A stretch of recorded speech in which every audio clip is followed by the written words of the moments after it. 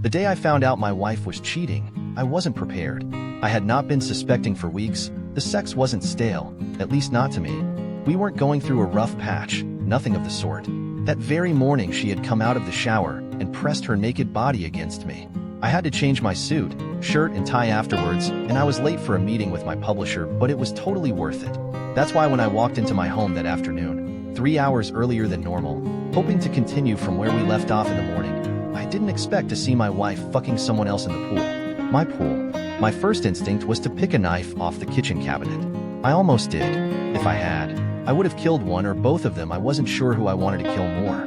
The one I loved who had broken my trust, or the object of her adulterous desires. Then I saw his face, and the hand reaching to pull out a knife stopped in its tracks.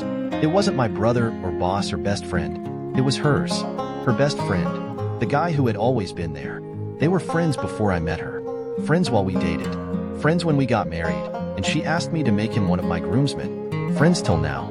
At first I was uncomfortable with how close they were. She told me he was like a brother to her. Then he got a girlfriend, a hot one, who he eventually married, and I never saw him in that light again. Till now, of course, in the harsh light of reality. He had always been around. It could have been going on for years. If it had, that would make me a fool. I was hurt, betrayed, angry, but I was not a fool. Killing one or both of them right now in a fit of rage would be illogical, foolish. They were still at it in the pool, oblivious to me for the half hour. I stood in my own kitchen watching my wife betray me. Then I left. At first, I was unsure what to do. I'm not a gangster or military man, nor did I know any. So getting him killed or beaten to within an inch of his life was out of the question. I am an author, a rather successful one.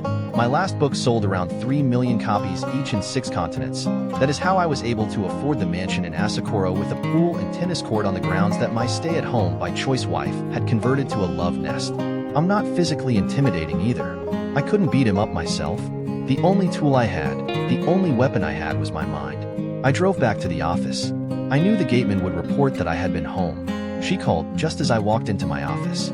She sounded nervous. I told her that I forgot my USB drive on the mantelpiece and I had picked it up, used the guest bathroom, and returned to the office. That I had called out her name, but she didn't respond, so I figured she was sleeping, and since I wasn't staying long, I decided not to disturb. She believed me. She had to. I sat in my office with the lights off. The emptiness scared me tonight. I had rented the office space in Guarimpa to handle the business side of the literary world and to have a zone. A place away from home where I could come up with ideas. I needed an idea badly that night. I got a few. I went home that night, kissed my wife, made love to her, and slept like a baby. She was surprised by how energetic the lovemaking was. I told her I had come up with a plot for my new book. I never showed my work till I was done, so she didn't press me.